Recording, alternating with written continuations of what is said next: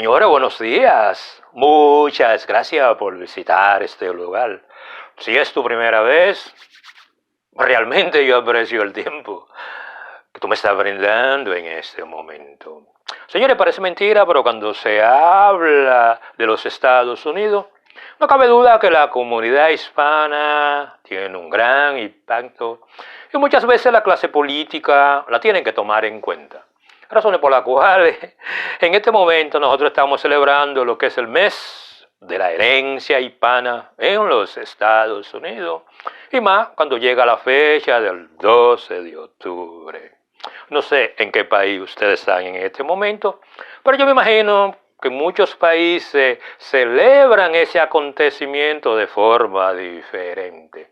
Aquí le llaman el mes de la herencia hispana, en otros países le llaman el Día de la Raza, en otros países le llaman el mes del descubrimiento, el mes cuando dos culturas se juntan. Existen una serie de denominaciones y de expresiones que están asociadas a ese acontecimiento histórico, que uno quiera aceptarlo o no.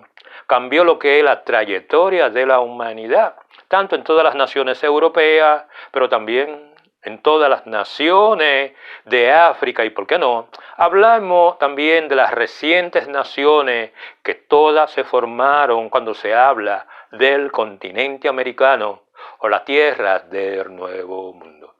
Pero para este tipo de trabajo, yo voy a tratar de simplemente de que nosotros la pasemos bien, como una forma, primero, de no tomarse muy en serio lo que son las celebraciones del mes de la herencia hispana, específicamente cuando hablamos de los Estados Unidos, pero tampoco de todo lo que está asociado a lo que es ese tipo de acontecimiento que cambió lo que es el curso de la humanidad hace 400 o 500 años.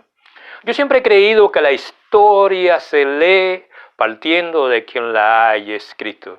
Y muchas veces la historia que nosotros estamos leyendo, hay dos variantes. Es la historia de las personas que la quisieron contar y la historia de quienes tenían el poder para contarla. Y muchas veces cuando tú escuchas la historia, tú lo que estás escuchando es la narración de los grupos dominantes de la época que tuvieron en capacidad de escribir esa historia. Yo no estoy diciendo con eso que los hechos históricos son falsos, que se cambian, que se tergiversan, que se cose una cosa por la otra, que se le añade, que se le quita. No, yo no estoy diciendo eso. Yo estoy diciendo que los hechos históricos van a partir dependiendo de qué facción la escribió. Si la escribe el bando ganador, ustedes van a escuchar una historia. Si la escribe el bando perdedor, ustedes van a escuchar otra historia un poco diferente. Si ustedes juntan las dos historias, es posible que ustedes puedan entender o descifrar cuál fue realmente el hecho histórico que estamos observando o que estamos analizando en este momento.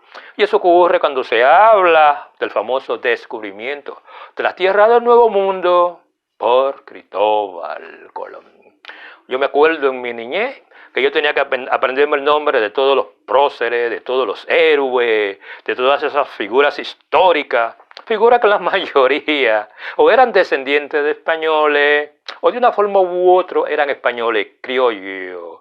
¿Y por qué no? Vamos a ser francos, señores. La mayoría de los próceres y los líderes, los más grandes en todas las naciones de América Latina y el Caribe, cuando se habla del continente americano, si ustedes lo analizan, están siendo vistos dentro del punto de vista de ese elemento o ese grupo poblacional que se considera el vencedor, los cuales tienen el derecho a contar la historia desde su punto de vista. Pero cuando se habla de la historia del continente americano, yo siempre he creído que hay tres formas de cómo tú observar la historia.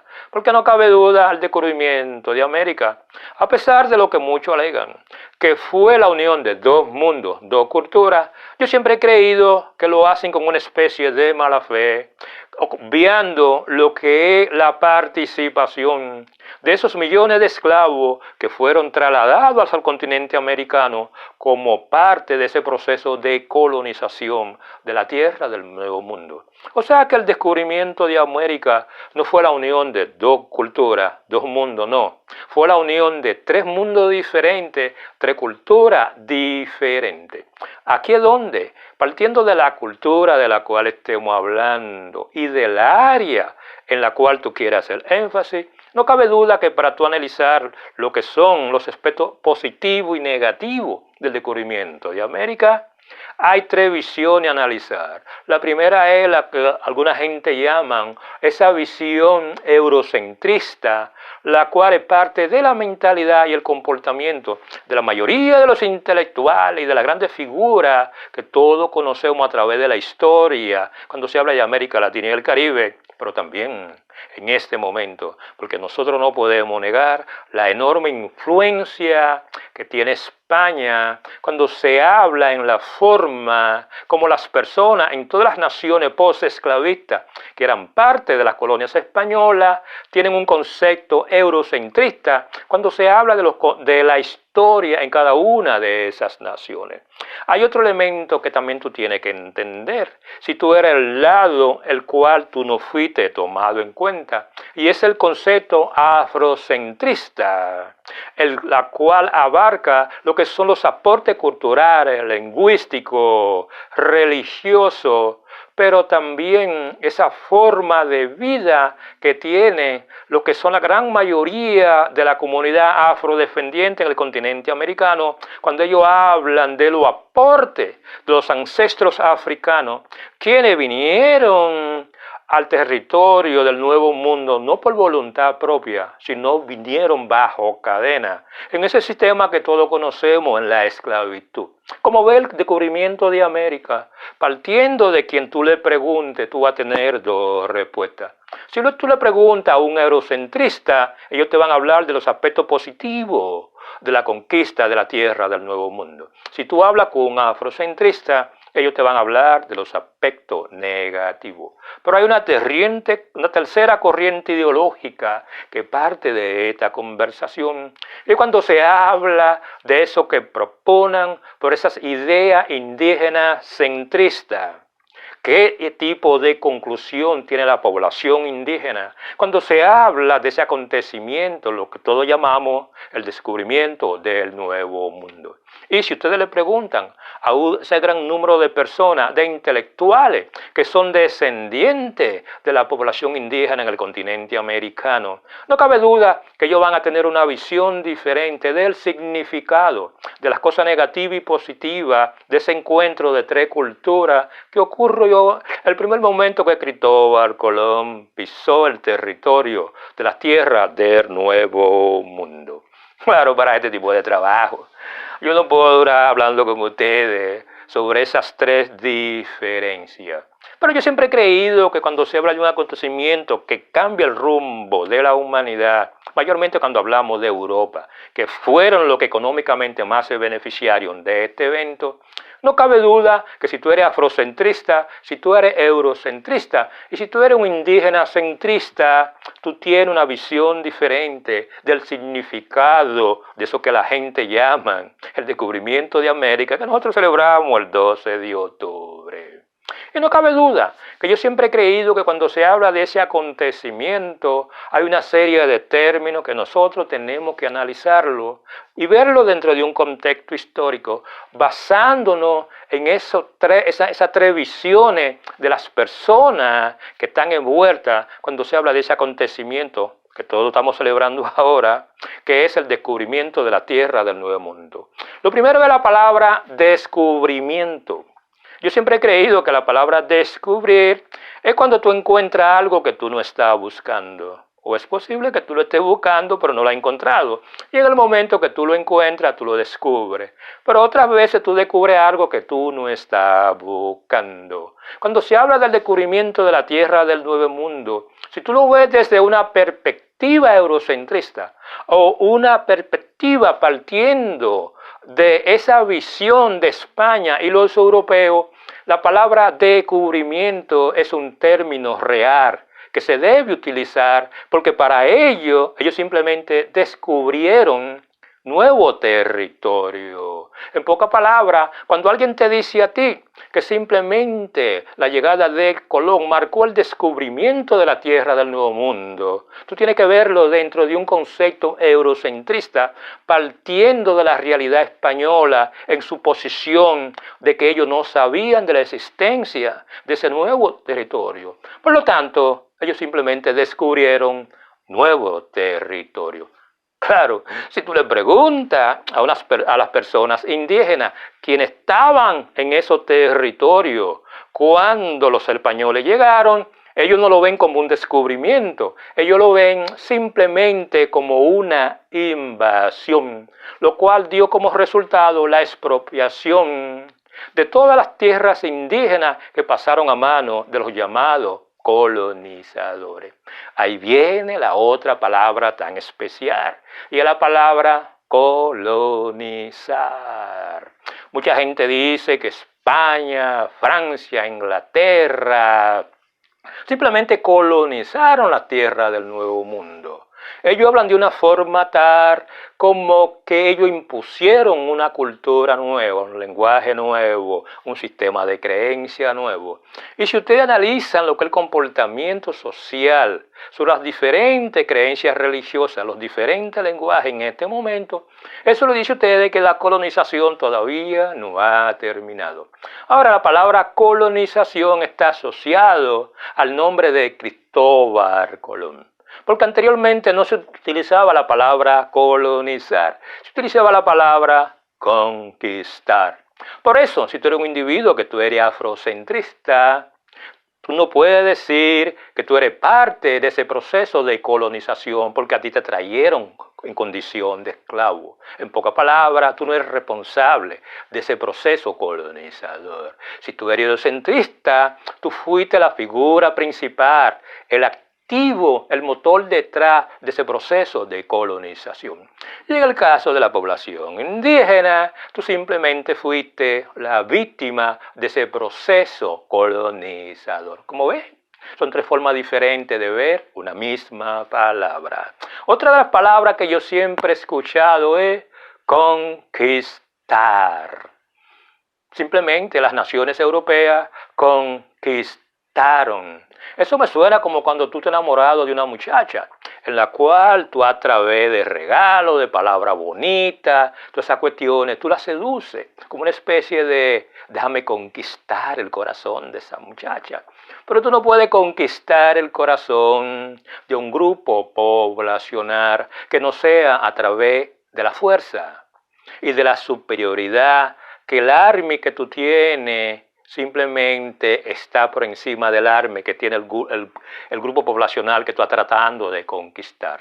Cuando se habla de conquistar, es una palabra que tiene un significado que si tú te sientas a analizarlo, estamos hablando de fuerza, estamos hablando de imposición, estamos hablando también de aniquilación. O sea que cuando se habla de lo que son llamados eurocentrismo, el término conquistar ellos casi no lo utilizan por la connotación negativa que dicho término tiene. Sin embargo, si tú eres una persona afrocentrista, como el caso de los millones de esclavos que vinieron encadenados a la tierra del Nuevo Mundo, el elemento conquistar no es algo que le llama la atención, porque ellos ni fueron conquistados, pero tampoco ellos fueron elemento activo o apoyaron dicha conquista. Si tú le preguntas a la población nativa, el término conquista simplemente ellos lo asocian con crueldad, ellos lo asocian con robo, ellos lo asocian con expropiación, ellos lo asocian con explotación y ellos lo asocian también con ese elemento que todos nosotros conocemos y se llama la pérdida de identidad de muchos pobladores indígenas producto de ese proceso de conquista, el cual no fue utilizando palabra bonita, no, fue a base de la fuerza, fue a base del arma o el poder militar. Muchas personas utilizan esa frase que suena bonita, y más si tú eres eurocentrista. centrista, cuando tú dices, no, fue el encuentro de dos culturas, en la cual ambas culturas se beneficiaron, y simplemente el continente americano tiene lo mejor de ambas culturas. Yo siempre he dicho que en el continente americano no fue la unidad de dos culturas, fue la unidad de tres culturas, en la cual hubo una cultura dominante, y hubo una cultura dominada, y hubo una cultura que simplemente fue aniquilada. Cuando se habla de la población afrocentrista o la población negra que viene en condición de esclavo, no cabe duda que en una gran mayoría de las naciones de América Latina y el Caribe, ese tipo de cultura afro, muchos de ellos la perdieron. En este momento, si ustedes hacen un sondeo en todas las naciones latinoamericanas, de afro lo único que queda es el color de piel y uno que otro ritmo que nosotros lo interpretamos como que vienen de África, pero también una serie de mezclas religiosas que nosotros la utilizamos como una especie de combinación entre los ritos africanos y los ritos religiosos, ya sean católicos o cristianos. En pocas palabras, la cultura africana de esos esclavos, nosotros podríamos decirte que fue aniquilada en casi un 95%. Cuando se habla de la población indígena, la población indígena era tan grande, comparada al número de la cantidad de conquistadores, que aniquilar la cultura indígena es una misión imposible, pero una misión que todavía está ocurriendo, porque más tiempo más pasa, más esas naciones posesclavistas están tirando a un lado lo que son la herencia indígena, el comportamiento indígena, el lenguaje indígena, y lo están sustituyendo por el lenguaje español, por el francés, por el inglés o por el portugués. En pocas palabras, cuando se habla de ese encuentro de dos mundos, hay un mundo que está culturalmente desapareciendo y hay otro mundo que cuando se habla en términos culturales ya no existe, y existe un mundo dominante, el cual es dominado por la cultura europea, donde España o la cultura española es el factor que determina la forma como piensan, cómo hablan y cómo de una forma u otra interactúan la mayoría de los habitantes en todas las naciones posesclavistas de América Latina y el Caribe. Otro elemento a considerar, que yo siempre he creído que mucha gente lo califican como el llamado mito del descubrimiento de América, es un elemento cuando se habla de ese elemento que todos tenemos el miedo de decirlo, y es cuando utilizamos la palabra genocidio.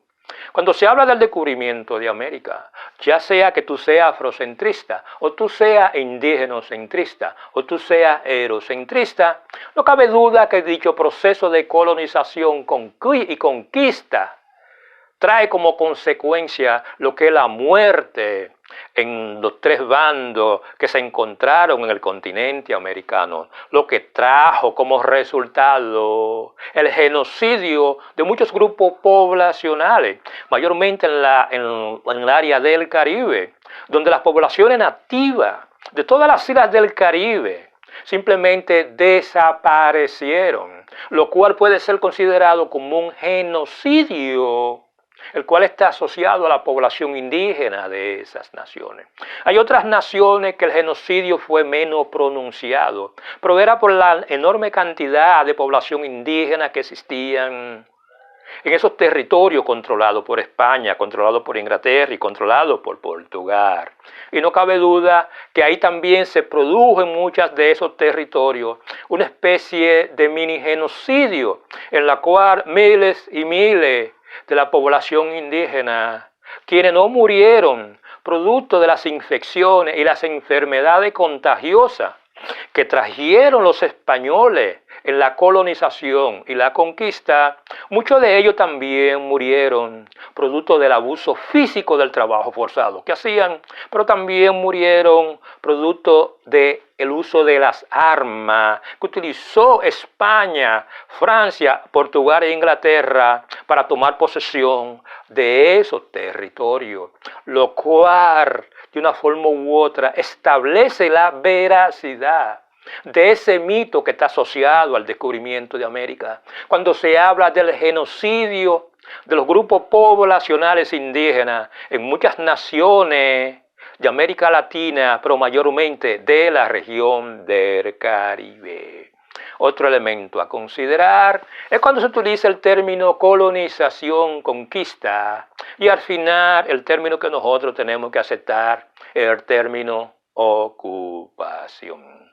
Todos sabemos que en términos históricos han habido grandes ocupaciones cuando se habla del continente europeo, pero también cuando se habla del Medio Oriente y de Asia, en la cual muchos europeos simplemente ellos ocuparon la parte norte de lo que es hoy África, pero también muchos grupos poblacionales árabes ocuparon lo que es la parte norte de lo que es hoy África. En pocas palabras, la ocupación, la conquista y ese proceso de colonización es un proceso que siempre ha existido a través de la humanidad. Si no, pregúntale a Roma, pregúntale a Grecia, que fueron las naciones que más ocuparon muchos territorios durante el imperio persa, durante el imperio romano. Y cuando se habla del continente americano, tenemos que hablar del imperio español, del imperio francés, del imperio portugués y del imperio inglés, lo cual es un proceso de ocupación que tiene alrededor de 400 años. Si tú eres una persona que tú tienes una mentalidad indígena centrista, en la cual tú ves el descubrimiento de América no desde un aspecto positivo, sino de un aspecto negativo, en la cual la pérdida de los territorios y la ocupación durante 500 años es un elemento que tú tienes que aceptarlo, producto de la debilidad militar que la población indígena tiene en todas las naciones post-esclavidad. Y no cabe duda que producto de la ocupación hay otra palabra que nosotros conocemos y se llama el mestizaje racial. Aquí es donde yo siempre digo que aparte de ocurrir un mestizaje cultural de tres mundos diferentes, el mundo africano, el mundo europeo y el mundo de las poblaciones indígenas, aparte de ese mestizaje cultural que todos conocemos, también existe un mestizaje racial. Porque aparte de ser el encuentro de tres mundos diferentes, también fue el encuentro de tres grupos raciales diferentes, donde los grupos poblacionales negros o negroides, los grupos poblacionales blancos o caucasoides y los grupos poblacionales indígenas, esos tres grupos raciales se mezclaron y crearon un nuevo tipo de raza de la cual todos conocemos los resultados de dicho mestizaje. Hay un tercer elemento que nosotros tenemos que analizar y es la palabra evangelización. Muchas veces cuando yo observo, por ejemplo, muchas naciones como México, como Portugal y muchas naciones en América Latina y en el Caribe, donde el catolicismo, casi el 98% de la población es partidario, es seguidor de ese tipo de creencia religiosa. Y ese tipo de creencia religiosa católica, cristiana, pentecostal y todas las denominaciones que nosotros conocemos es simplemente el producto de ese proceso de evangelización que durante 400 años ha estado ocurriendo en los territorios que fueron ocupados, que fueron colonizados, que fueron conquistados por los 4 imperios europeos que todos conocemos en este momento. Evangelización es un tópico que nosotros no lo hemos analizado seriamente. Si tú eres afrocentrista, tus creencias religiosas murieron en el momento que tú pisaste el territorio de la tierra del Nuevo Mundo. Si tú eres indígenocentrista, tu creencia religiosa, cada uno de tus rituales, cualquiera que sea, simplemente fueron tirados hacia un lado y se te impuso un sistema de creencia diferente al de tus ancestros. Si tú eres eurocentrista, tú estás pensando que tú estás salvando las armas de personas que no te han pedido que les salve las armas. Razones por las cuales cuando se habla de la evangelización es otro término que históricamente está asociado a lo que nosotros llamamos el descubrimiento de la tierra del nuevo mundo. Hay otra palabra que nosotros escuchamos mucho y pocas veces la utilizamos. Y usualmente quienes más lo utilizan no son los afrocentristas, no son los indígenas centristas, no son los negros en el continente americano, no son los indígenas en el continente americano. Quienes más utilizan ese término son las personas con mentalidad eurocentrista, esas personas que sienten una conexión con España, y es la palabra hispanización.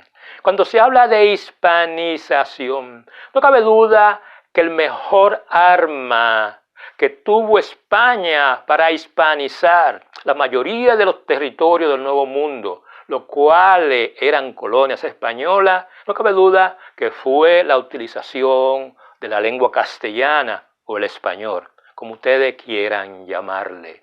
Y no cabe duda que en este momento ese efecto de la hispanización todavía está surgiendo efecto. Y la hispanización, cuando se habla dentro del contexto norteamericano, es un elemento que muchos políticos están tomando en cuenta. Porque no cabe duda, la hispanización de todos los territorios de la tierra del Nuevo Mundo es un proceso que no ha terminado, es un proceso continuo. Hay otra palabra que si tú eres eurocentrista, o tú eres afrocentrista, o si tú eres indígena, tú casi no quieres utilizarla, porque de una forma u otra tú lo consideras como una mancha histórica. Cuando se habla de esa afinidad que tú tienes con la nación de tus ancestros, y es la palabra esclavitud. Cuando se habla de esclavitud, los únicos grupos poblacionales que fueron esclavizados fue la población negra africana, mayormente de la parte oeste de África, quienes fueron traídos a la tierra del Nuevo Mundo en condiciones de esclavos. Y cuando se utiliza el término esclavitud, ellos son los que más sienten el peso de ese tipo de palabra. Y los resultados negativos que en términos históricos ha producido en cada uno de los ancestros, pero también cuando se habla de la población afrodescendiente en las tierras del Nuevo Mundo, lo que es hoy el continente americano. Pero no cabe duda que cuando se habla de la población indígena, hubieron muchos grupos poblacionales, mayormente en la región del Caribe, que ellos cruzaron por el proceso de ser esclavos. Es un elemento que pocas veces se habla de esa esclavitud de la población indígena durante el proceso de la conquista y el proceso de colonización. Y mayormente no se concentra en la esclavitud de las personas de raza negra.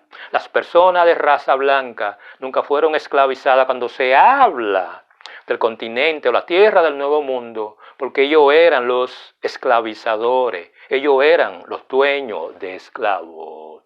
Hay otra palabra que es sinónimo cuando se habla del descubrimiento de la tierra del Nuevo Mundo, que cuando tú analizas el comportamiento social, político y económico y las diferencias en cuanto a la adquisición de riqueza y posibilidades de adquirir riqueza en todas las naciones de América Latina y el Caribe, es el elemento cuando se habla de raza, donde el color de piel adquiere un papel sumamente importante en las posibilidades que tienen los individuos en todas las tierras del Nuevo Mundo de alcanzar cierto nivel social o en su posibilidad de adquirir riqueza en todas las naciones post-esclavistas. Cuando se habla de raza, de diferencias raciales, lamentablemente se tiene que hablar de las tierras del Nuevo Mundo, en las tierras del Viejo Mundo, como Europa, como Euroasia, como Medio Oriente.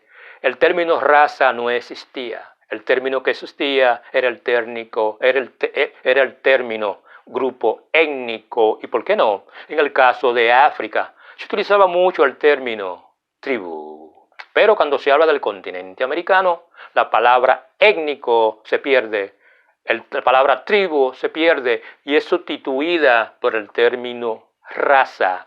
En pocas palabras, en muchas naciones de América Latina y el Caribe, el término raza era un término peyorativo y muchos habitantes de las naciones post-esclavistas en América Latina y en el Caribe, ellos sustituyeron el término raza por el término nacionalidad.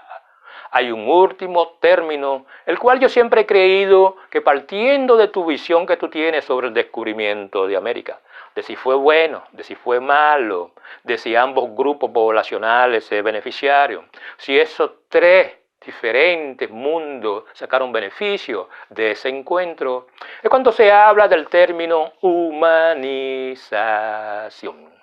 Desde el punto de vista del eurocentrismo, la mayoría de las personas que llegaron a conquistar o colonizar lo que son la tierra del Nuevo Mundo, ellos no vinieron a robarse la materia prima, los alimentos, el oro, la plata de la tierra del Nuevo Mundo y a quitarle la posesión de los territorios a la población nativa, no.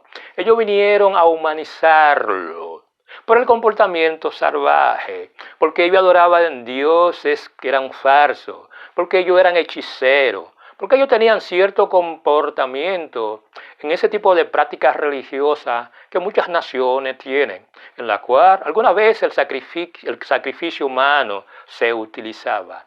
Pero también ese concepto de esposa, de esposo, de propiedad no existía, pero tampoco existía ese concepto de esclavitud o esclavizado, aunque había muchos grupos poblacionales que simplemente utilizaban otros grupos poblacionales para que hicieran el trabajo por ellos. Partiendo de esta diferencia en la forma como los grupos europeos o los grupos eurocentristas vieron la cultura, comportamiento y forma de actuación de la población indígena, pero también de esa población esclava que llega en el continente americano, no cabe duda que ellos en su subconsciente colectivo, cuando se habla del descubrimiento de América, ellos no hablan del robo, de todas las pertenencias de los indígenas, ellos no hablan de la explotación y la aniquilación cultural de esos 12 o 14 millones de africanos que llegan al continente americano en condición de esclavo, no. Ellos hablan de ese proceso de humanización, lo cual le trajo una religión, le trajo una cultura, le trajo una forma cívica de vivir.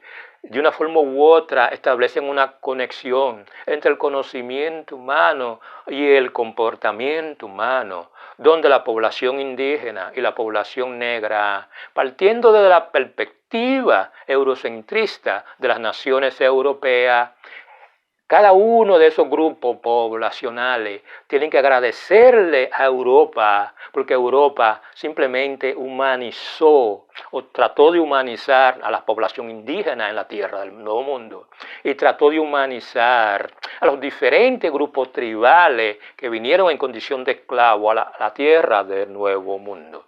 Aquí es donde el término humanización se utiliza mucho por los eurocentristas, pero mayormente por aquellas personas que son españoles o descendientes de españoles, que son ingleses o descendientes de ingleses, que son portugueses o descendientes de portugueses, porque de una forma u otra ellos consideran que Europa y las naciones y cada uno de esos imperios, realmente ellos no vinieron a destruir lo que es la cultura indígena o a esclavizar la población negra, no. Ellos vinieron a humanizar. Por lo tanto, todas las personas que viven en América Latina y el Caribe y en cualquier nación del continente americano tienen que sentirse agradecidos por la humanización que de una forma u otra Francia, España, Inglaterra y Portugal le dieron a cada una de las personas que viven en la tierra del Nuevo Mundo. Y por último, para terminar este trabajo, porque para mí se hizo demasiado largo, hay un término que uno tiene que analizarlo cuidadosamente. Yo siempre he creído que el peor error que puede cometer cualquier grupo poblacional es ocultar su propia historia. Y muchas veces nosotros, producto del revisionismo histórico, tenemos la tendencia a aquellos héroes del pasado de calificarlo como figura histórica y lo queremos tirar como el baúl del recuerdo. Y yo siempre he creído que eso no es bueno. Yo siempre he creído que toda nación tiene que tener sus héroes, tiene que tener sus ídolos, tiene que tener sus próceres, tiene que tener sus figuras, los cuales son parte del génesis de cada una de esas naciones. Figuras que no fueron perfectas y figuras que actuaron tomando en consideración lo que era el comportamiento de la época. Y en este momento tú no puedes, de una forma u otra, traspasar lo que es la forma como nosotros vemos el mundo en el siglo XXI a como las personas del siglo XVI veían el mundo y veían la humanidad. Por eso yo no creo en el revisionismo histórico. Yo no creo que cada uno de esos próceres, cada una de esas estatuas simplemente se tiren al baúl de recuerdo. ¿Por qué negar una historia que es parte de la humanidad? Y cuando tú niegas la historia de un grupo humano, tú estás negando lo que es la esencia, lo cual le da génesis a la existencia de ese grupo humano como tal. Señores, yo no le quito más tiempo. Si este tipo de trabajo resultó de algún tipo de utilidad, realmente denle me gusta, compartan este material, toquen la campana, sobre todo hagan 1.000.000 de comentarios, yo muchas veces lo leo. Por ese lado, realmente yo espero que ustedes pasen un grandioso día.